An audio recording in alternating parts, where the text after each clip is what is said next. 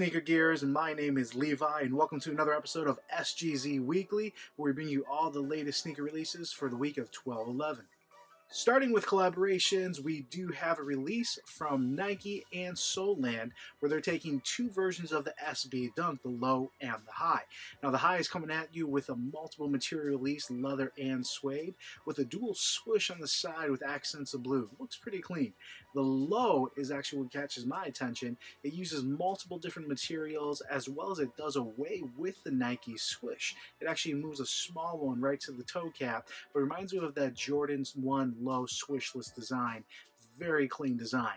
Now another side of the story, the Ewing 33, I almost said Patrick, but Rick Ross did a collaboration with them, and looking at the finer end of things, it actually uses an ostrich leather as well as suede and gold accents, all sitting atop a gum rubber bottom. I haven't done anything in the Ewing line, heard they're kind of heavy, but this is actually a really clean design. Can't go wrong with black and gum bottom. Kind of a collaboration, but really more of a throwback. Jordan is working, and they released with Gatorade the Like Mike edition of the 6, as well as the matching 32 low. Now the 6 does look kind of like a carmine, except it uses a tumbled leather where the white is, and uses kind of an orange as opposed to the red. So you do have something in the 6 kind of meant for off court, as well as a 32 for on. But really more of a inspiration. Saucony is releasing 8500 Ramen edition. Very comfortable sneaker, kind of uses a veg tan. I do have one that's in the similar tan leather. The heel of the shoe actually looks like ramen. Kind of a cool addition. Anyone who's ever been to college, hopefully you've had your fair share of ramen. Now, to the higher end stuff, this might be a dual Yeezy release. Confirmed is the Yeezy Blue Tint coming out in the 350 version 2. That is going to be probably on the more rarity scale versus the version 2 Beluga, as well as not actually confirmed is another Calabasa in a core black release. This is the Yeezy Power Phase. This one looks sick, but also it's just a clean black. As far as resale value, that Calabasa, really buy them if you love them. Some of the gray ones last week, there was some resellers kind of buy them, and I've seen them as low as $160. Honestly, on a $120 shoe, that's really taxes and shipping. So buy what you're going to wear. On the Jordan side of things, they are releasing the final version of their premium collection, and they did the 5s for this year. First they had the white, and then the black, and then they had kind of an army green, and they're finishing off in what it looks like a Bordeaux colorway, but they're calling it a wine. Really beautiful leather version. Now this is a $400 sneaker, so it is more on the luxury or kind of a red carpet side of things. I'd love to see the take on FBC Bay Areas on Instagram as far as if he thinks it's worth it or if the material is actually up to par. Adidas has an all-new release of the Prophet coming out. It's actually a casual shoe.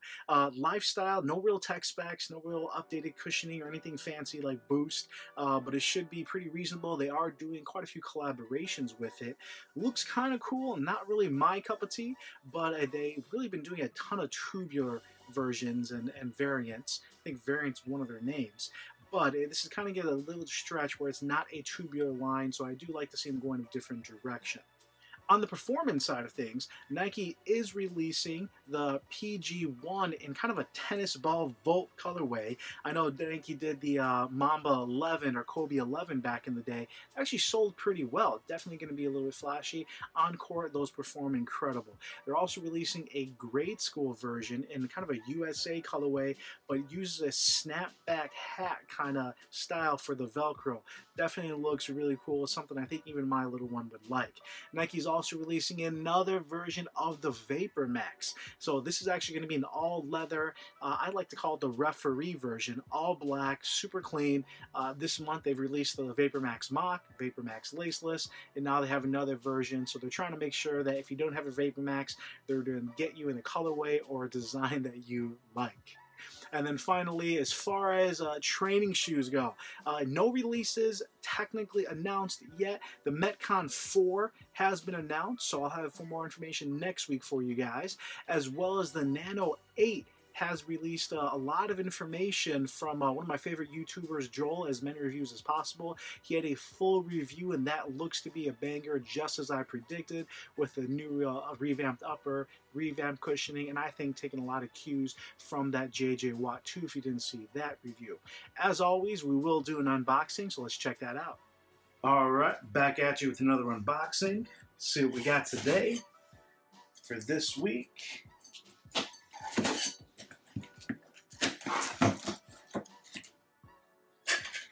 What do we got? Man, whenever they ship big boxes like these, I'm always hoping, kind of like a vending machine, that maybe they'll accidentally ship me 2 shoes. Oh, yeah. Alright, so these, I actually was able to get my unicorn size, 12.5. I love this blue. That is... Someone's got to explain to me why this is called UNC, because that's a dark blue. That's Georgetown, my friends. All the haters out there. Gotta take a look myself. You know what it's about.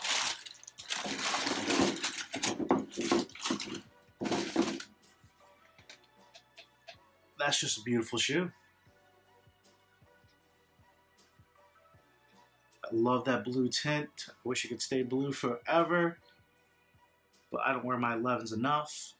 They start turning in the box. Dude, this just looks like a Concord with that navy blue, which I love the navy blue. I'm really happy I didn't get the lows. Oh man, they went back to old school, meaning this is still like a print on. It's not stitched like the 7210s. It's still ballistic mesh. Yeah, I got some quality imperfection issues, but overall, I mean, it's still an 11. It's still a beautiful shoe. I mean, this is something you can wear all the time. Nice. Glad to add these to my 11s. If you guys haven't seen it, I'll put a link to my 11 video in the description below. Good stuff. All my subscribers out there, really appreciate you. Hopefully you found this helpful. Please subscribe, hit like. Once we get to 4,200, I will be doing that Metcon giveaway if you haven't catched that JJ Watt 2 video.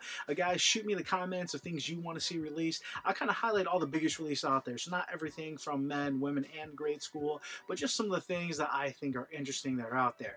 Really appreciate all of you guys, and I will come at you next week.